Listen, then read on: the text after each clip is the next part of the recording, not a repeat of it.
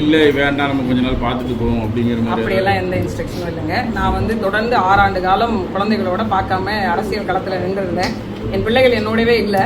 5 ஆண்டு காலம் கிட்டத்தட்ட என் அம்மாவினுடைய வளர்ப்பில் தான் வளர்ந்தாங்க. இந்த ஓராண்டு காலம் தான் என் பிள்ளையை கொண்டு வந்து என்னோட ஊர் இருக்கக்கூடிய ஊரில் நான் பள்ளிகளை சேர்த்தேன். அவங்களுக்கான தேர்வு நேரம், அதனால் அவங்க கூட இருக்கணும் அப்படின்னு நினச்சேன். ஒரு 2 மாத காலம் எனக்கும் ஒரு ஓய்வு தேவை இல்லைங்களா? அதனால் இப்போ திடீர்னு அப்படியே முடிச்சுட்டு இன்னொரு இடத்துக்கு ஓட முடியாதுல்ல. அதனால் ஒரு ஓய்வுக்காக கொஞ்சம் ஓய்வில் இருக்கேன். ஆனாலும் மக்கள் பணியில் இருந்துகிட்டு தான் இருக்கேன். இது முடிச்ச பிறகு ஒரு முடிவு. குடும்ப விஷயத்துக்காக அரசியலை விட்டு விலகி இருக்கீங்க? யார் சொன்னா விலகி? இப்போ இதுக்கு பேர் இந்த வேலைக்கு பேர் அரசியலை விட்டு ஒருபோதும் விலக முடியாதுங்க. நான் மட்டும் இல்லை, நீங்களும் தான். அரசியல் இல்லாமல் வாழ்க்கை இல்லை. பாண்டியாபதி தேர்மாறன் அவர்களுடைய பரதவர் நல அமைப்பிற்கான ஒரு தலைமை அலுவலகத்தை திறக்கணும் அப்படின்னு தூத்துக்குடி மாவட்டத்தில் ஏற்பாடு செய்து அதுக்கான நல அமைப்பாக முதல் கட்டமாக இந்த தலைமை நில அலுவலகம் வந்து இன்றைக்கி துவங்கப்பட்டிருக்கு. இந்த மே 1 அப்படிங்கிறது எவ்வளோ சிறப்பான நாள்னு உங்கள் இருக்கக்கூடிய எல்லாருக்கும் தெரியும். உங்கள் அத்தனை பேருக்கும் எங்களுடைய இந்த அமைப்பின் சார்பாக தொழிலாளர் நல வாழ்த்துக்களையும் தெரிவிச்சுக்கிறோம்.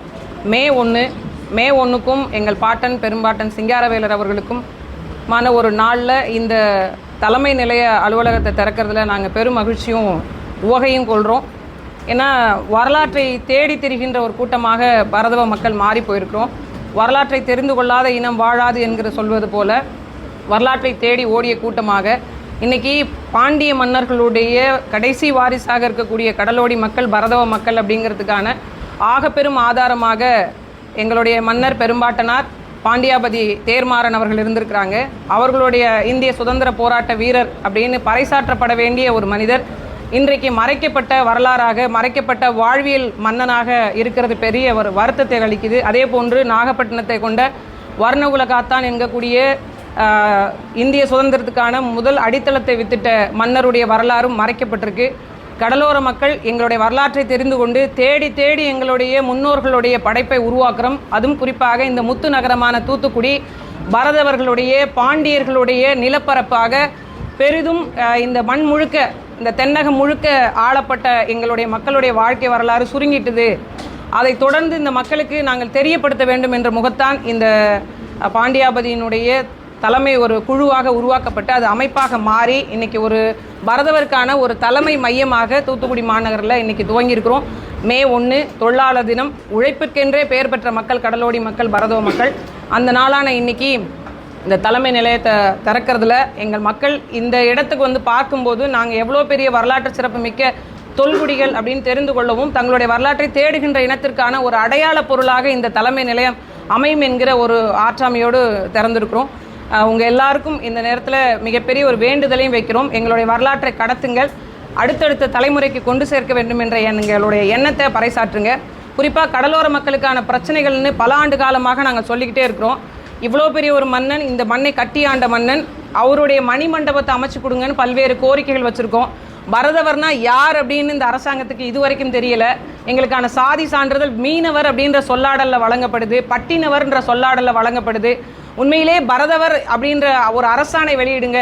இந்த குடிகள்லாம் சேர்ந்து தான் பரதவர் என்ற சொல்லி இவங்கதெல்லாம் நெய்தல் நில மக்கள்னு ஒரு அறிவிப்பை கொடுங்கன்னு பல நூறாண்டுகளாக போராடி கொண்டே இருக்கிறோம். அதுக்கான ஒரு விடையும் தமிழக அரசும் சரி இந்திய அரசும் சரி எங்களை இதுவரைக்கும் ஒரு இந்த மண்ணினுடைய தொல்குடிகளாக அறிவிக்க ஏன் மறுக்கிறாங்க அப்படிங்கிறதும் தெரியல. இன்னொரு பக்கம் ஆட்சிக்கு வரக்கூடிய அல்லது ஆட்சிக்கு வந்த கட்சிகள் எல்லாரும் எங்களை பார்த்து நாங்கள் வந்தால் உங்களை பழங்குடியின மக்கள் பட்டியலில் சேர்க்கிறோன்னு ஒவ்வொரு தேர்தலும் அறிவிப்பு வெளியிடுறாங்க. ஆனால் அது வெறும் அறிவிப்பாகவே வெற்று காகிதத்தில் எழுதப்பட்ட எழுத்தாவே இது வரைக்கும் கடந்து போயிட்டுருக்கு. அதுமோடு மட்டும் இல்லாமல் எங்களை பரதவர்னு நீங்கள் சொல்லிட்டீங்கனாலே நாங்கள் பழங்குடியின மக்களாக வந்துடுவோம். புறநானூறு காலம் தொட்டு தொல்காப்பியம் காலம் தொட்டு 4 வகை நிலங்கள் இருந்த காலம் தொட்டு நெய்தல் குடிகளை வரையறுக்கப்பட்ட சொல் பரதவ குடிகள். அந்த பரதவர்களில் நாங்கள் என்னென்ன பிரிவு வேலை செஞ்சோம் அப்படிங்கிறதுக்கான எல்லா ஆதாரமும் எங்கள்கிட்ட இருக்குது.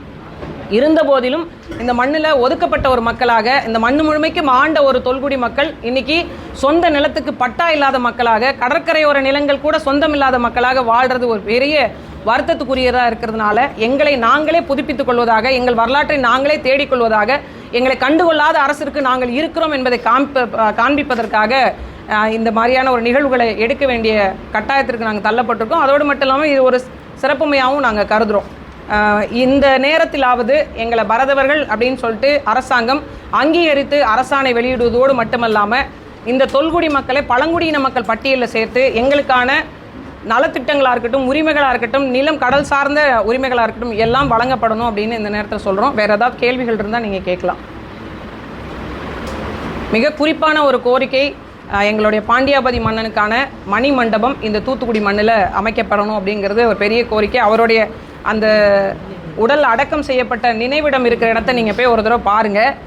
இந்த பாண்டிய மன்னர்களுடைய ஒரு கடைசி மன்னன் என்று சொல்லக்கூடிய, மன்னராக இருந்த காலகட்டத்தில் கடைசி மன்னர் என்று சொல்லக்கூடியவருடைய நினைவிடம் எங்கே இருக்குது அப்படின்னு பாருங்கள். அரசாங்கம் ஏன் இதில் இவ்வளோ உள்ளீட்டான வேலையை செய்யுது அப்படின்னும் புரியல. அவங்களுக்கான நினைவிடத்தை முழுமையாக அரசே கையில் எடுத்து அவங்களுக்கான மணிமண்டபம் கட்டி அவங்களுக்கு நான் உரிய மரியாதையை செலுத்தணும் அப்படின்னு இந்த நேரத்தில் கேட்டுக்கிறோம். தமிழக அரசு அவரை இந்திய சுதந்திர போராட்ட வீரர் என்று அறிவிக்கணும். ஏற்கனவே அப்படிப்பட்ட நபர்களை நாங்கள் அறிவிக்கணும்னு கேட்குற நிலைமைக்கு இருக்கிறது தான் எங்கள் நிலைமைக்கான ஒரு பெரிய ஆதாரமாக இருக்குது. வேறு ஏதாவது கேள்விகள் இருந்தால் நீங்கள்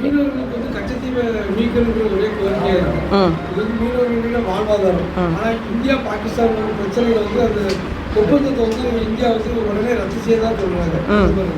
ஆனால் அப்படி ஒரு ரத்து செய்யும் போது இது ஒரு மீனவர்களுடைய வாழ்வாதாரம், இதையும் ரத்து செய்ய முடியுமா? இல்லை, கச்சத்தீவு அப்படிங்கிறது இப்போ இருக்கிற கட்சிகளுடைய பிரதான ஒரு சொல்லாடல். தேர்தல் நேரத்துக்கான ஒரு இந்த சின்ன பிள்ளைங்க வச்சு விளையாடுற பொருள் மாதிரி அந்த கச்சத்தீவை பார்க்குறாங்க. கச்சத்தீவு என்பது தமிழக மக்களுடைய சொத்து, ராமநாதபுரம் மன்னருடைய சொத்து. அதை தூக்கி கொடுக்குற அதிகாரமே இந்திய அரசாங்கத்துக்கு கிடையாது.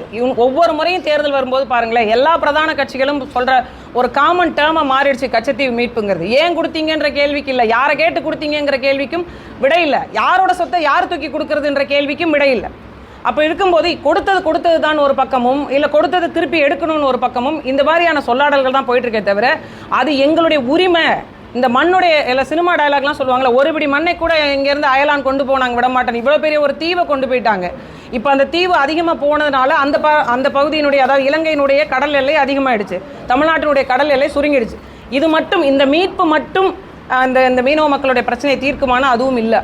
கச்சத்தீவு மீட்பு என்பது எங்களுடைய உரிமை மீட்பு, எங்களுடைய தாயகத்தினுடைய ஒரு பங்கை கொடுத்துருக்குறாங்க, அதை மீட்கணும், அது கட்டாயம். அதே நேரம் கச்சத்தீவு மீட்பு மட்டும் கடலோர மக்களுடைய பிரச்சனை தீர்த்திடாது.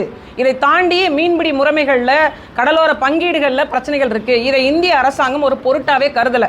இந்த செய்திகளே இந்திய அரசாங்கத்தினுடைய செவிக்கு எப்படி போகுதுன்னே தெரியல. வெளியுறவுத்துறை அமைச்சருக்கு போகுதா? ஏன்னா இலங்கைக்கு போகிறாங்க, இந்திய நாட்டினுடைய பிரதமர் இலங்கைக்கு போகிறாங்க, அங்கே போய் என்ன பேசுவாங்க, இல்லை அந்த அமைச்சர்களோடு சந்திக்கிறாங்க அப்படின்னா என்ன பேசுவாங்க? ஏற்கனவே கடலோர மக்கள் அங்கே பாதிக்கப்பட்டு பிடிக்கப்பட்டு படகுகள் பிடிக்கப்பட்டு ஏன் குண்டடிப்பட்ட மக்கள் கூட அங்கே இருக்கிறாங்க. அவங்களுக்கான உரிய சிகிச்சை அல்லது விடுதலை படகுகள் பறித்து வச்சுருக்காங்க. அதுக்கான ஒரு முறையான தீர்வு எட்டப்படவே இல்லை. நீங்கள் தினசரி செய்தித்தாளை திறந்தீங்க அப்படின்னா 4 படகு பிடிப்பட்டது, 20 மீனவர்கள் பிடிப்பட்டாங்க, இது ஒரு செய்தியாக போயிட்டுருக்கே தவிர இது இங்கே இருக்கிற மக்களும் இந்த மண்ணினுடைய பிரஜைகள் தான், இந்த மக்கள் இந்த நாட்டினுடைய குடிமக்கள் தான்ன்ற பார்வை இந்திய அரசாங்கத்துக்கும் இல்லை, தமிழக அரசாங்கத்துக்கும் இல்லை.